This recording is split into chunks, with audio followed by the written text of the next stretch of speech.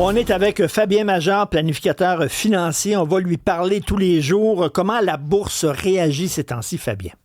Ben, curieusement, c'est pas la catastrophe, et pas du tout, hein. À Toronto, Oui? même, c'est positif. Ça a monté de peut-être 51 points.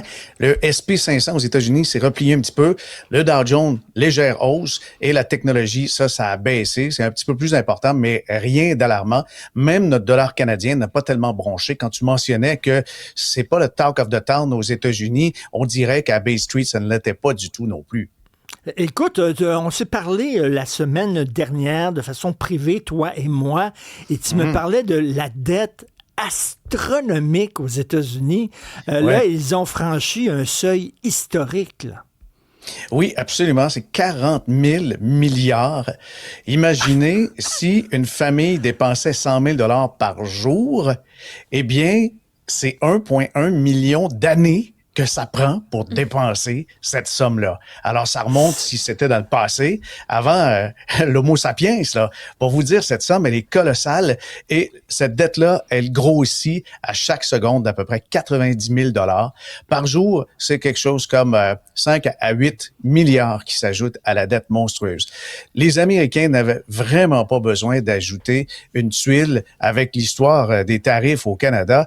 Richard, tu te rappelles du jeu Kerplunk? Oui, oui, oui.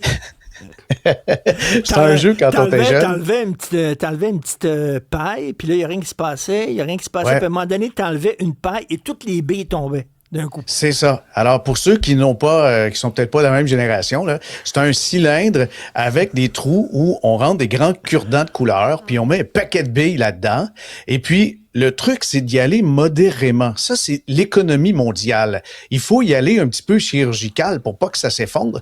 Et Trump, lui, a compris qu'il fallait retirer tous les cure-dents tout en même temps pour avoir l'air le plus fin. Alors, c'est le champion de Kerplunk avec l'économie, là. 40 000 milliards. Non, c'est quelque chose. Écoute, Et puis ça... je Oui. lisais, Fabien, seulement les intérêts de la dette, chaque année, c'est l'équivalent du budget total de la défense américaine.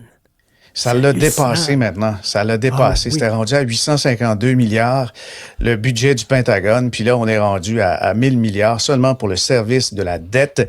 Et la catastrophe qui pointe au nez des Américains, là, c'est vraiment du côté des obligations. Le Canada pourrait domper et les citoyens pourraient domper leurs obligations à long terme américaines, ce qu'on appelle les Treasury Bonds. Les Chinois pourraient faire la même affaire. Évidemment, tout le monde arabe et puis tout ce qui se trouve alentour du Golfe Persique pourrait faire la même chose. Et les Américains se retrouvent dans un pétrin du bâtard. Carrément. C'est juste ça. Mais est-ce que tu te rappelles, il y a quelques années, il y avait un panneau lumineux, il existe encore en passant sur Times Square, un panneau lumineux qui est le calculateur de la dette qui s'affiche en temps réel.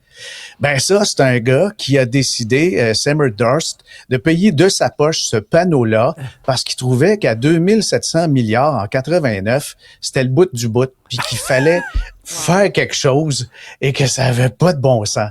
Alors lui, pas de mandat, pas de lobby, il n'y a pas de parti politique derrière lui. Il se paye le National Debt Clock, qui est toujours en ligne. On peut le voir live, là. Si vous faites la recherche, vous allez voir ça. Puis dans le bas, c'est ironique, c'est écrit Proud Made in America.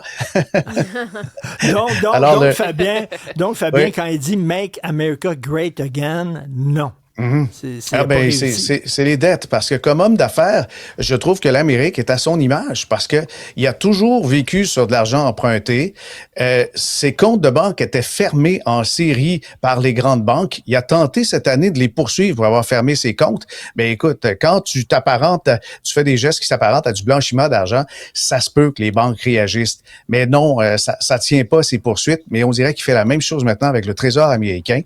Et puis, étonnamment, l'horloge en question, là, il est arrivé des faits cocasses parce que en 91, donc l'horloge a été créée en 89, mais en 91, Durst a dû retirer et refaire son horloge parce que ça spinait trop vite à 13 000 par seconde. C'était illisible.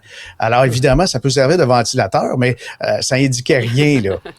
Merci beaucoup. Écoute, très content Merci. de te parler tous les jours. Aussi. Il va peut-être nous donner aussi peut-être quelques trucs pour gagner à la bourse. Ou investir, je veux Ou tout savoir. investir. On s'en reparle Ou pas en demain. perdre. Salut. Ou pas en perdre.